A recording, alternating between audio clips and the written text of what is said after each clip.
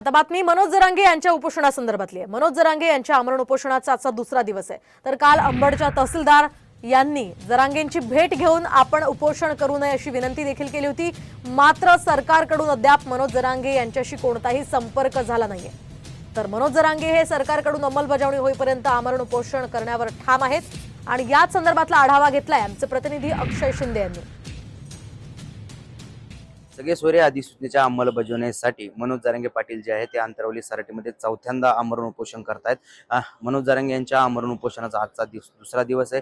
खरं तर कालच्या तुलनेमध्ये जे आहे ती मनोज जरांगे यांची तब्येत आपल्याला काही प्रमाणात खालावताना पाहायला मिळत आहे। दुसरीकडे सरकारकडून अद्यापही तहसीलदार सोडता कोणताही संपर्क झाल्याची माहिती नाही आहे। त्यामुळं मनोज जरांगे पाटील जे आहे ते सगळे सोयरे अध्यादेशाची अंमलबजावणी करावी, त्यासोबतच हैदराबादचं गॅझेट लागू करावं, मुंबईचं गॅझेट लागू करावं, त्याचबरोबर मराठा आंदोलकावरती जे गुन्हे दाखल झाले ते मागे घ्यावे, या प्रमुख मागण्यांसाठी मनोज जरांगे जे आहे ते अंतरवली सराटीमध्ये आमरण उपोषण करतायत। मात्र काल उपोषणाला बसल्यापासून सरकारशी कोणताही संपर्क झालेला नाही। त्यामुळे आज मनोज जरांगे यांच्याशी संपर्क होतो का सरकारचा ते देखील आपल्याला पाहावं लागेल। साम टीव्ही न्यूज, जालना।